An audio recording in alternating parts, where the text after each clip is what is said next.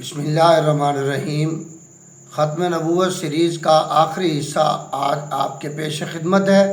میں آپ کا بہت مشکور ہوں کہ آپ نے پچھلے 2 حصوں کو بڑے غور سے سنا، بڑے کمنٹس کیے اور دلائل بھی دینے کی کوشش کی۔ میں نے بھی اور آپ نے بھی۔ یہ تعلیم کا اور سیکھنے کا ایک سلسلہ ہے جو ہم سب کے کام آتا ہے۔ آج میری جو ویڈیو ہے اس کا موضوع یہ ہے کہ کیا نبوت ایک مسلمان کے لیے کافی نہیں ہے؟ تو آج انشاءاللہ تعالی ختم نبوت کے آخری حصے میں اسی پر بات کریں گے، اور امید ہے انشاءاللہ تعالی پہلے 2 ویڈیوز پر جس طرح آپ نے اپنی دلچسپی کا مظاہرہ کیا ہے اسی طرح آپ اپنی دلچسپی کا مظاہرہ اس پر کریں گے۔ اور میں تو آپ کو یہ بلکہ کہوں گا کہ اگر آپ کی دلچسپی عقیدہ ختم نبوت پر ہے اور آپ عقیدہ ختم نبوت کی اس تعریف سے اتفاق کرتے ہیں کہ حضور علیہ الصلوۃ والسلام کے بعد اب دنیا میں کوئی ایسا بشر نہیں آ سکتا جس کو آسمان سے تعینات کیا جائے اور وہ آسمان سے کچھ ہدایات کا مجموعہ لے کر زمین پر اترے اور لوگوں کی ہدایت کے لیے کام کرے، تو ہی یہ ویڈیو آپ کے لیے دلچسپی کا باعث ہے۔ پھر آپ جو بھی کام کر رہے ہیں کچھ دیر کے لیے اس سے قطع تعلق ہو جائیں اور غور سے میری بات کو سنیں۔ اتفاق کرنا یا نہ کرنا یہ ایک علیحدہ بات ہے جس پر آپ اظہار کمنٹ سیکشن میں کر سکتے ہیں، لیکن اگر آپ میری بات سے اتفاق کرتے ہیں کہ ختم نبوت کی اصل تعریف وہی ہے جو میں نے آپ سے عرض کی ہے یا 2 ویڈیوز میں جو میں عرض کرتا چلا آ رہا ہوں، تو پھر ہی آپ کو یہ ویڈیو مزہ دے گی اور آپ اس ویڈیو کو سنیے گا۔ پہلی بات، میں اس ویڈیو کے پہلے حصے میں یہ عرض کر دوں کہ سوال ایک بڑی اہمیت کے حامل ہوتے ہیں۔ سوالوں کا گلا نہیں گھونٹنا چاہیے۔ سوال جب بھی اٹھے گا وہ کوئی نہ کوئی اپنے ساتھ تحقیق کا دروازہ کھول کر لے کر آئے گا اور آپ کو اور ہمیں کچھ نہ کچھ ضرور سکھائے گا۔ تاریخ نے وہیں پر دھوکہ کھایا اور لوگوں نے وہیں پر دھوکہ کھایا جب انہوں نے سوال کا گلا گھونٹا۔ سوال تحقیق کو جنم دیتا ہے، سوال راستے کو نکالتا ہے، نیا راستہ نکالتا ہے، نئے راستے کو جنم دیتا ہے۔ اس لیے سوال کی اہمیت بہت زیادہ ہوتی ہے۔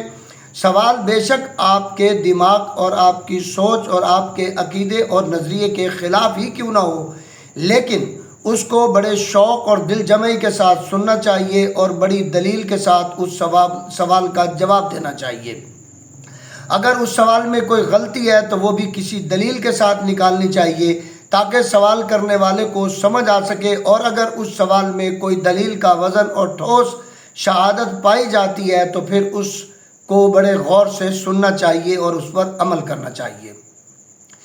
سوال یہ پیدا ہوتا ہے، بلکہ بہت سے سوالات پیدا ہوتے ہیں کہ ختم نبوت کی جب تعریف یہی سمجھ آتی ہے تمام مسلمانوں کو کہ رسول اللہ صلی اللہ علیہ وآلہ وسلم کے بعد دنیا میں اب کوئی ہستی ایسی نہیں آ سکتی جو آسمان سے تعینات کی جائے اور آسمان سے اللہ کی طرف سے اسے لوگوں میں مبعوث کیا جائے تاکہ وہ لوگوں کو ہدایات دے سکے، اس کی بہت سی قرآنی وجوہات موجود ہیں۔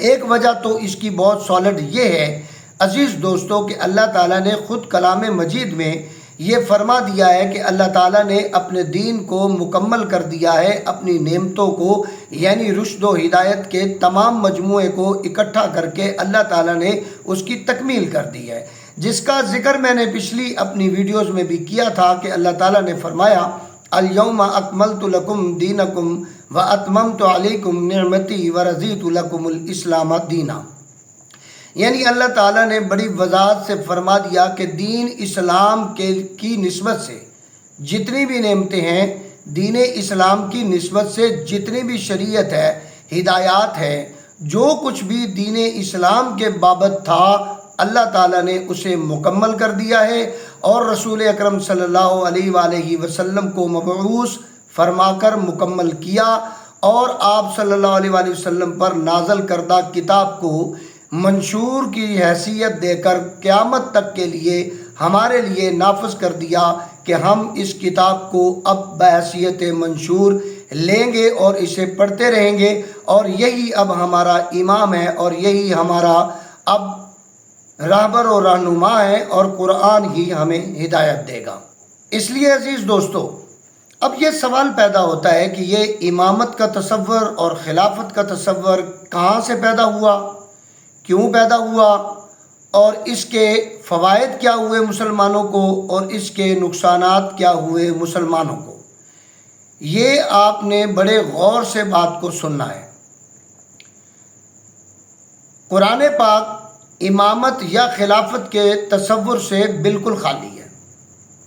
ہمارے ہاں مسلمانوں کا جو طبقے امامت کے تصور کو قرآن پاک سے ثابت کرنے کی کوشش کرتے ہیں، وہ خود بھی کہیں نہ کہیں جا کر یہ اقرار کرتے ہیں کہ یہ آیات مبارکہ جن کو ہم امامت سے منسوب کر رہے ہیں، دراصل یہ امامت سے منسوب شدہ نہیں ہے۔ جیسا کہ میں سوال اٹھاتا ہوں تو آپ جواب دیا کریں۔ یہ ضروری نہیں کہ آپ مجھے اس عقیدے کے تناظر میں دیکھیں، میری شخصیت کو تنقید کا نشانہ بنائیں، بلکہ ہم سب کو سچ کی طرف جانا ہے اور ہم سب سچ کے متلاشی ہیں۔ مثال کے طور پر سورہ احزاب کی یہ آیات مبارکہ میں ایک مثال دے رہا ہوں تاکہ ہم اپنی بات کی گہرائی کی طرف جا سکیں، اور سوچ کرنے والے اور کھوج کرنے والے اور حقیقت کے اور سچ کے متلاشی لوگوں کے لیے اس کے اندر بہت سی نشانیاں ہیں، جیسا کہ اللہ تعالیٰ نے بھی ارشاد فرمایا ان فی ذالک لآیات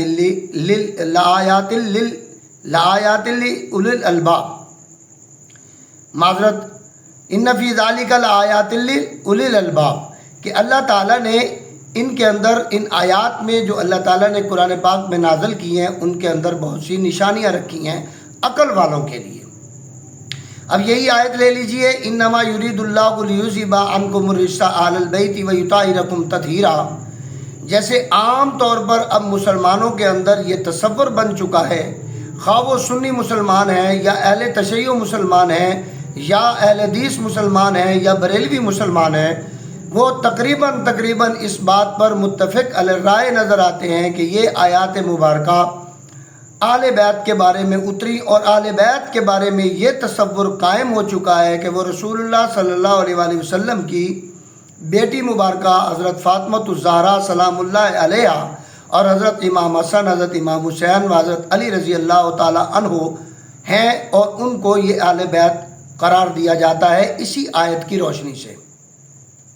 لیکن اگر آپ کلام پاک کو اٹھا کر غور سے سورہ احزاب کو پچھلی آیات سے پڑھنا شروع کریں تو آپ کو پتہ چلتا ہے کہ اس پوری صورت کے اندر اس آیت کے تناظر میں اللہ تعالیٰ حضور علیہ الصلوۃ والسلام کی بیویوں سے مخاطب ہیں، یعنی اللہ تعالیٰ نے قرآن پاک میں حضور علیہ الصلوۃ والسلام کی ازواج مطہرات کو اہل بیت قرار دیا ہے، اور ان کی تطہیر اس لیے فرمائی ہے کہ ان کے سامنے یہ آفر رکھی گئی کہ اگر وہ چاہیں تو وہ رسول اللہ صلی اللہ علیہ وآلہ وسلم سے احسن طریقے سے طلاق لے کر علیحدہ ہو سکتی ہیں، ورنہ ان پر یہ پابندی عائد کی گئی اللہ تعالیٰ کی طرف سے کہ وہ رسول خدا صلی اللہ علیہ وآلہ وسلم کی وفات مبارکہ کے بعد کسی دیگر شخص سے شادی نہیں کر سکتی ہیں۔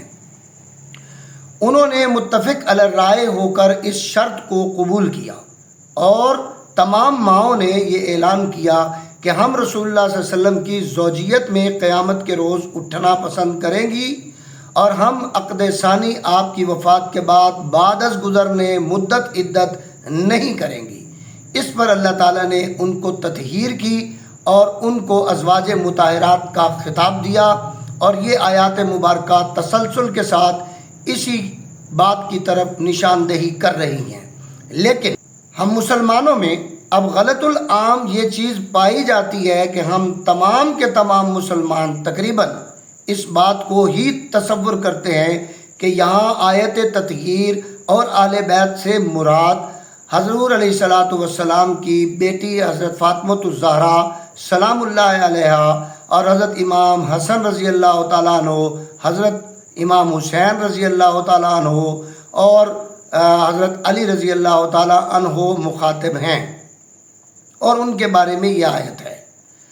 ہم اتنا بھی نہیں کرتے کہ قرآن پاک اٹھا کر اس کی پچھلی آیات کو پڑھ لیں تاکہ پتہ چلے کہ تسلسل کیا ہے، اللہ پیغام کیا دینا چاہتے ہیں۔ اسی لیے ہمارے اندر فرقے پیدا ہوئے۔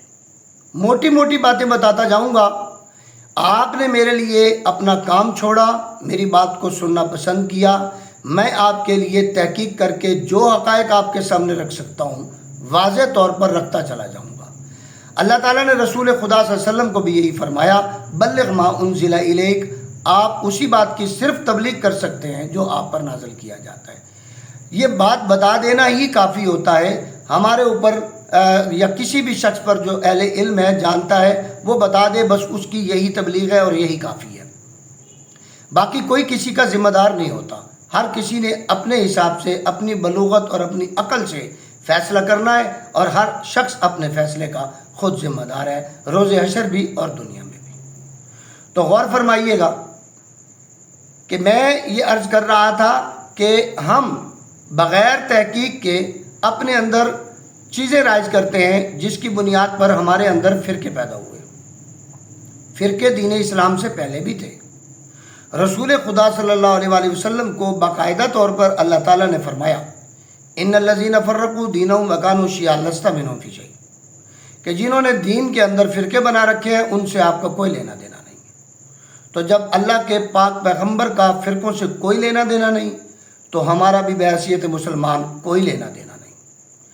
جو شخص فرقوں سے لینا دینا رکھتا ہے اور جو شخص اپنے فرقے کو جان سے عزیز رکھتا ہے، میں یہ کہوں گا کہ یہ ویڈیو اس کے لیے نہیں ہے۔ وہ مجھے کمنٹ سیکشن میں گالیاں مت دے، اس کی بہت بڑی مہربانی ہوگی، بہت شکریہ ہوگا۔ میں چونکہ فرقوں پہ یقین نہیں رکھتا، اس لیے یہ ویڈیو ان اشخاص کے لیے ہے، انہی کے سیکھنے کے لیے ہے جو فرقوں پر یقین نہیں رکھتے اور ان الذین فرقوا دینہم وکانوا شیعا لست منہم فی شیء کو اپنا رہبر و منشور سمجھتے ہیں قرآن پاک کی اس آیت کو اور پورے قرآن پاک کو۔ اللہ تعالیٰ جو کلام مجید نازل فرمایا ہے وہ ہماری رشد و ہدایت کے لیے ہے اور قیامت تک ہمارے رشد و ہدایت کے لیے ہے۔ میرا آپ سے کہنا یہی ہے کہ یہی قرآن آپ کا مہدی ہے، یہی آپ کی امامت ہے اور یہی آپ کی خلافت ہے۔ یہ سوال ہے میرا، اگر نہیں ہے تو اس کا جواب دیجئے کہ یہ کیوں نہیں ہے، لیکن بات دلیل سے کیجئے گا، جھگڑا نہیں کیجئے گا۔ اب تحقیق کرنے کے لیے دلائل کی غرض سے تھوڑا سا تاریخ میں جانا پڑے گا۔ احادیث کے بارے میں آپ تمام لوگ جانتے ہیں کہ ایک حدیث پاک کی کیٹیگری ہے مضبوط حدیث، قوی دلیل۔ یہ علماء نے ہی کیٹیگریاں بنائی ہیں، میں نے نہیں بنائی۔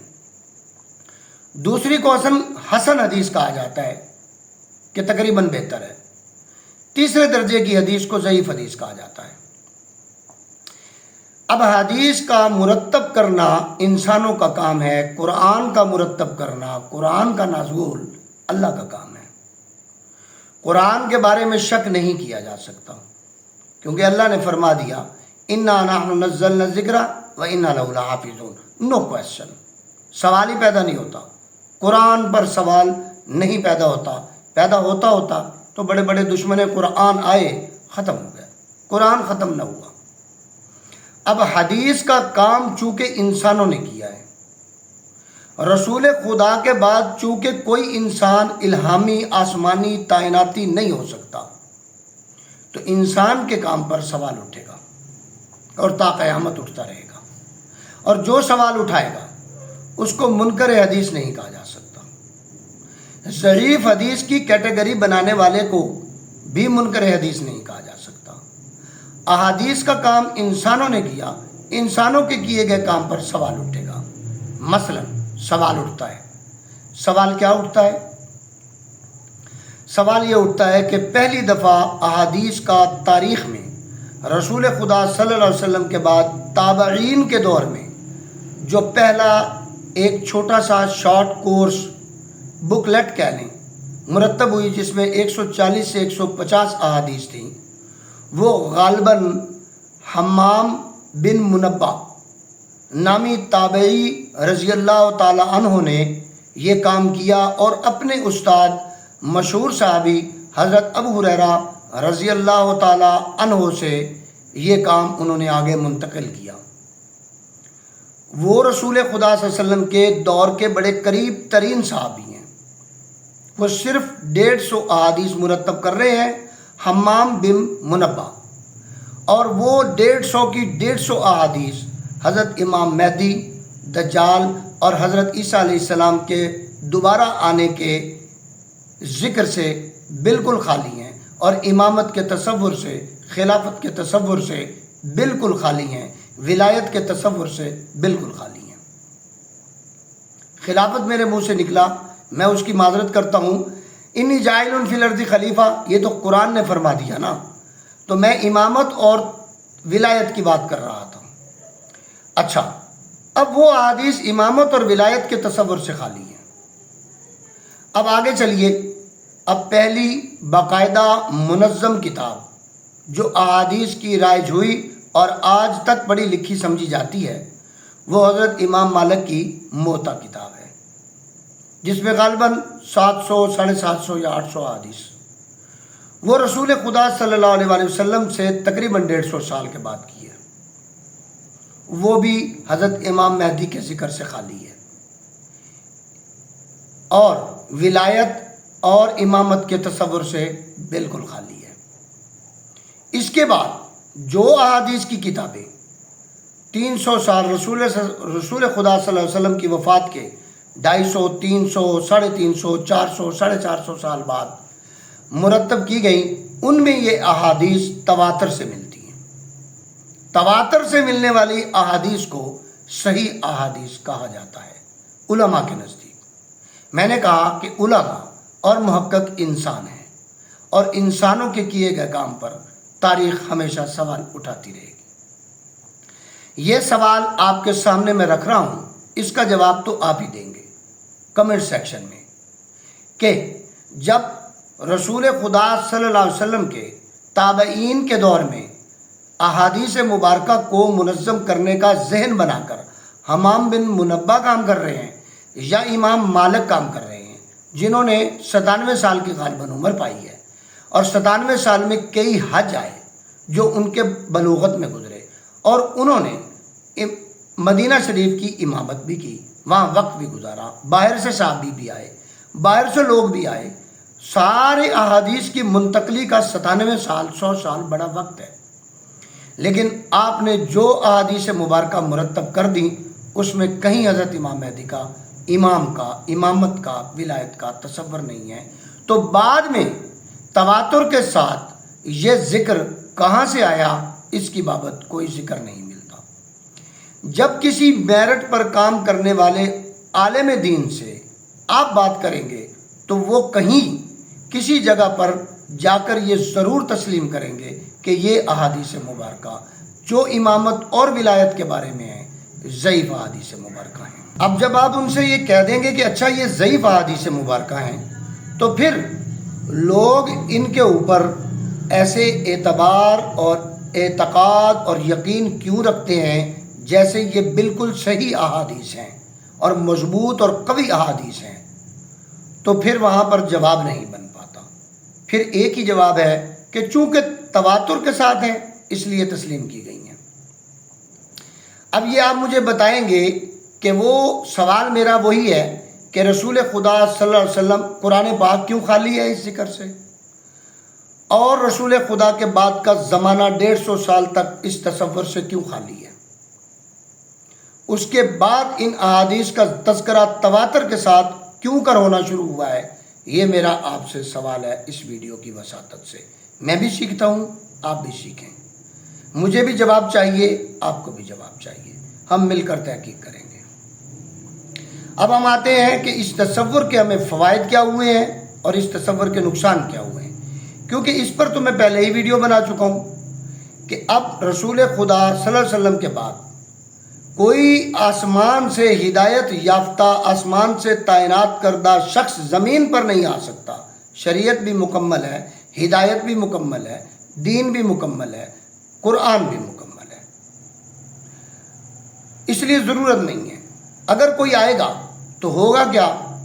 سادہ سی بات ہے، ختم نبوت کا تصور ختم ہوگا۔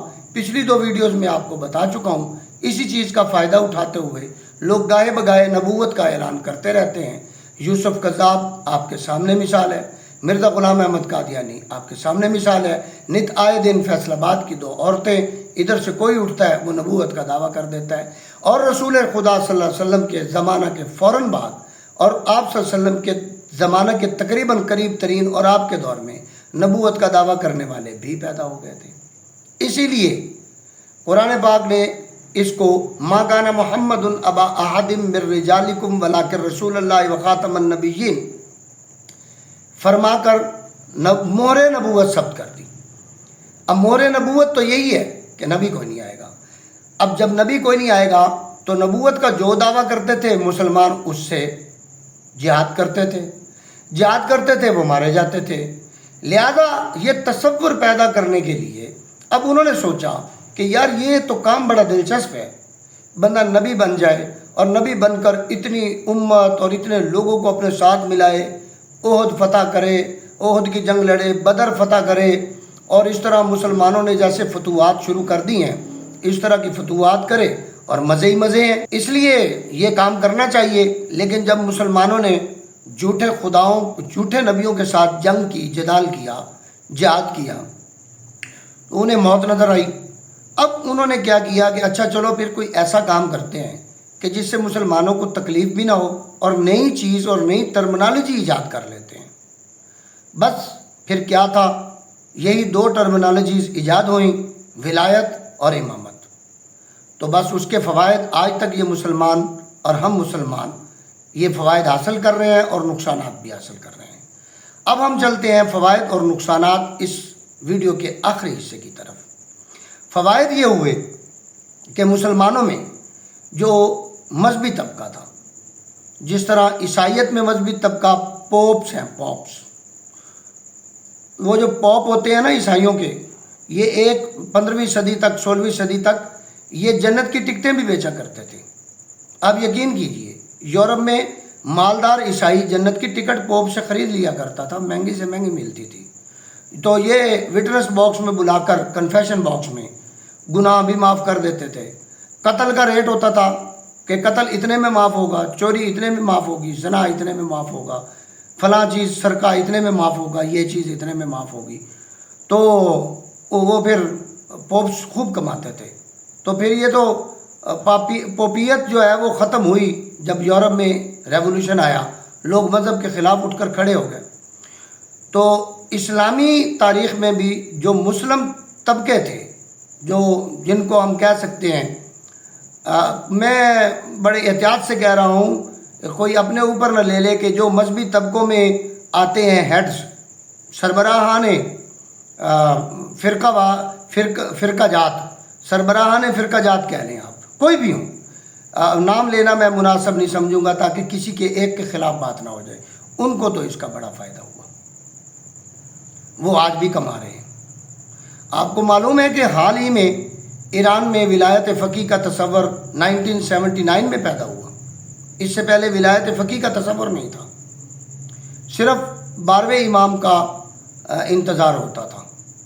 تو درمیان میں اب یہ چیز آ گئی ہے، اور اسی طریقے سے ہمارے ہاں سنی مسلمانوں نے بھی راستہ نکالا، تو انہوں نے کہا کہ بھئی ہم کیوں پیچھے رہے، تو اسی طریقے سے پھر ادھر بھی یہ کام شروع ہو گیا، اور خوب کمائیاں آپ کو پتہ ہے، اس کے اثرات آپ کو معلوم ہے، درباروں کی آمدن، درباروں کی کاروبار، اور پیروں کی آمدن، پیروں کے کاروبار، پیروں کے چال چلن، ٹھاٹ باٹ، پیروں کے میلے ٹھیلے، سالانہ آمدن، روزی روٹی، یہ سب چیزیں آپ کے سامنے ہیں۔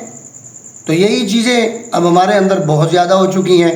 اب تو بلکہ یوں ہے کہ اگر کوئی شخص اس طرف توجہ دلائے کہ اسلام کا بنیادی مقصد یہ نہیں ہے، قرآن کا بنیادی مقصد اس سے خالی ہے، تو پھر اس کو آپ کو پتہ ہے تکفیر جو ہے وہ یہاں پتہ ہے آپ کو فتویٰ ایک بہت بڑا تکفیر کا تو ایک ایسا اوزار ہے جو کسی پر بھی فٹ کیا جا سکتا ہے، خارجی تکفیر، اس طرح کی ٹرمنالوجیز نکالی اور شروع ہو گیا کسی ایک پر الزام لگانا مذہبی حوالے سے۔ تو خاص طور پہ جو بھی تحقیق کرتا ہے آپ یہ دیکھ لیں، کوئی بھی ہو، ہم کسی ایک پر بات نہیں کرتے، کوئی بھی ہو جو اپنی رائے دے گا تو اس کے اوپر کفر کا فتویٰ لگ جاتا ہے، آپ کو معلوم ہے۔ اس لیے میں تو سوال کی صورت میں بات کرتا ہوں، بھائی سیدھی سی بات ہے، کیونکہ میں سیکھنا چاہتا ہوں، مجھے ہو سکتا ہے کوئی سکھا دے، تو آپ بھی سیکھنا چاہتے ہیں، آپ بھی سوال کریں، کمنٹ سیکشن میں سوال اٹھائیں۔ جو سوال میں اٹھا رہا ہوں کہ بھائی یہ اتنے عرصے کے بعد کیا وجہ تھی کہ یہ تصورات آئے، پھر ان تصورات کے جو فوائد میں نے آپ کو گنوائے ہیں وہ ایک خاص مخصوص طبقے کے لیے ہیں، وہ غریب مرید جس کے بارے میں علامہ اقبال نے کہا تھا کہ گھر پیر کا بجلی کے چراغوں سے ہے روشن، اور مرید کو میسر نہیں مٹی کا دیا بھی ہے۔ تو یہ تضاد، یہ تفاوت یہ کیوں ہے؟ اور بلکہ ہماری حیات میں پیر نصیر الدین شاہ صاحب رحمۃ اللہ علیہ گولڑا شریف والے وفات پا گئے ہیں، اللہ ان کو کروٹ جنت نصیب کرے۔ وہ تو خود اس گدی کا حصہ ہو کر اس سسٹم کے باغی ہو گئے تھے، لیکن اللہ کو منظور تھا، ان کی زندگی اتنی تھی، وہ وفات پا گئے۔ اچھا، یہ تو ہو گئے فوائد، گدیاں، کاروبار، پیسہ، پیری، مریدی، نقش بندی، سہروردی، مجددی، فلاں فلاں، تجارت، ہاں جی۔ اب تو آپ کو معلوم ہے کہ کاروباری اور اس لائن کے لوگ تو پتہ کیا کرتے ہیں، میں نے تو بڑے بڑے دوستوں سے ملاقات ہوتی ہے، اللہ تعالی ہم سب کو ہدایت دے۔ تو یہ جی کھجوروں کا درخت ہے، نرسری بنائی ہوئی ہے ایک دوست نے، یہ جی کھجوروں کا درخت ہے، خاص رسول اللہ صلی اللہ علیہ وسلم نے جو درخت لگایا تھا اس درخت کی گٹھلیوں سے پیدا ہونے والا یہ پودا ہے جو آپ کے لیے منگوایا ہے۔ ویسے 2 لاکھ کا ہے، آپ کو 1.5 لاکھ روپے میں دے دوں گا۔ تو کیا چیز نہیں بکتی بھائی، یہاں پہ ہر چیز بیچی جا رہی ہے۔ تو رسول خدا صلی اللہ علیہ وسلم کی بعثت سے پہلے، آپ صلی اللہ علیہ وسلم کے اعلان نبوت سے پہلے، تمام غیر مذہب اور مذہبی یہود و نصارہ یہی کام کرتے تھے، رہبانیت اختیار کرتے تھے، یوں ہی چلے کاٹتے تھے، یوں ہی پیری مریدی کرتے تھے، میاں بیویوں میں لڑائیاں کراتے تھے، تعویذ گنڈے کرتے تھے، بھائی سب کچھ کرتے تھے، یہی کچھ ہوتا تھا۔ تاریخ پڑھیں تو رسول خدا صلی اللہ علیہ وسلم نے آ کر یہ چیزیں ختم کی، آج ہم پھر یہی سب کچھ کر رہے ہیں۔ اب ہم چلتے ہیں نقصان کی طرف۔ نقصان کیا ہوا مسلمانوں کو؟ یہ میرے سوالات ہیں، آپ کو اگر میرے یہ سوالات پسند آئیں تو ضرور لائک کریں، شیئر کریں، سبسکرائب کریں میرے چینل کو، اور ناپسند آئیں تو میری رہنمائی کر دیں، مجھے جوابات دیں، حوالے دیں، دلیل دیں۔ میں دلیل ماننے والا شخص ہوں، میں ضدی شخص نہیں ہوں، میں کسی بھی مخالف رائے کا احترام کرنے والا شخص ہوں، میں کسی پر فتویٰ لگانے والا شخص نہیں ہوں، میری کیپیسٹی نہیں ہے فتویٰ لگانا، میں کسی پر کفر کا فتویٰ دینے والا شخص نہیں ہوں، میری کیپیسٹی نہیں ہے کسی پر فتویٰ لگانے کی۔ تو میں تو طالب علم ہوں، طالب علمانہ میری رائے ہے، مجھے بھی طالب علمانہ جواب چاہیے، آپ بھی دیجیے گا۔ نقصان کیا ہوا؟ نقصان یہ ہوا کہ 15ویں صدی میں جب یورپ ترقی کر رہا تھا تو ہم حضرت امام مہدی علیہ السلام کا انتظار کر رہے تھے، پھر وہ ترقی ہوتی گئی اور ہم انتظار میں رہے، اور ہم آج بھی انتظار کر رہے ہیں، اور ترقی سے ترقی ہوتی چلی جا رہی ہے۔ آرٹیفیشل انٹیلیجنس کا دور، وہ اب ترقی بہت پرانی ہو چکی ہے، بلب بنانا، میڈیسن بنانا، جہاز بنانا، اب یہ ترقی بہت دور چلی گئی ہے۔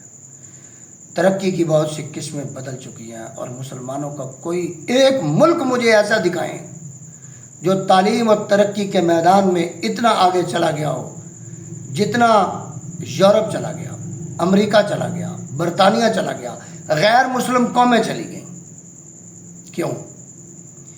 کیونکہ وہ مرادیں مانگنے کے لیے مٹیوں پر نہیں لیٹتے، قبروں پر جا کر اپنی مرادیں پوری نہیں کرواتے، وہ ان چیزوں کا شکار نہیں ہیں، وہ بڑے اسٹریٹ فارورڈ لوگ ہیں۔ ان کو مذہب کا مزہ انہوں نے 15ویں صدی میں چکھ لیا تھا، پھر انہوں نے مذہب سے بغاوت کر دی تھی۔ سوال پھر پیدا ہو گیا، کیا مسلمان بھی کسی زمانے میں جا کر 50 سال کے بعد مذہب سے بغاوت کر دے گا؟ اس کے کیا نتائج ہوں گے؟ ایسا نہ کرے۔ کیا ملائیت کے خلاف بغاوت ہو جائے گی؟ پھر ملائیت کو سر چھپانے کی جگہ نہیں ملے گی۔ ایسا نہیں ہونا چاہیے۔ تحقیق کا راستہ کھولیں، جستجو کا راستہ کھولیں۔ آپ یقین کیجئے، میں قرآن پاک سے ہی یہ آپ کو بتا رہا ہوں. آپ کی تمام منتیں، مرادیں، مناجات اللہ پوری فرماتا ہے. بس آپ یہ توقع رکھیں، ربی انی لما انزلت الی من خیر فقیر. اے اللہ تو آسمان سے جو بھی خیر نازل فرماتا ہے میں تیرا فقیر ہوں. آپ کو کسی اپنی رشد و ہدایت کے لیے آپ کا پیر قرآن ہے، آپ کا نقش بندی قرآن ہے، آپ کا مجددی قرآن ہے، آپ کا الف ثانی، سہر وردی، اویسی، تمام فرقے ختم کر کے چھوڑ کر آپ صرف کلام پاک کو پڑھ کے دیکھیں. میں کسی ایک دربار کے خلاف بات نہیں کر رہا، میں کسی ایک گدی کے خلاف بات نہیں کر رہا، میں کسی ایک فرقے کے خلاف بات نہیں کر رہا.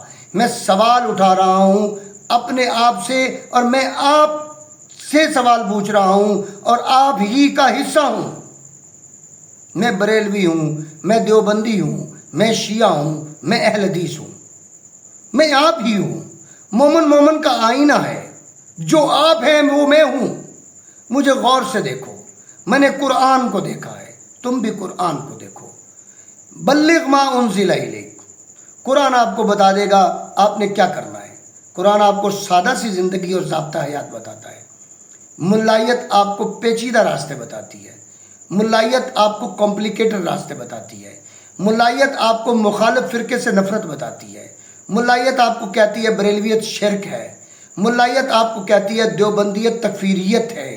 ملائیت آپ کو بتاتی ہے اہل حدیثیت خارجیت ہے. ملائیت آپ کو بتاتی ہے شیعت تکفیریت ہے.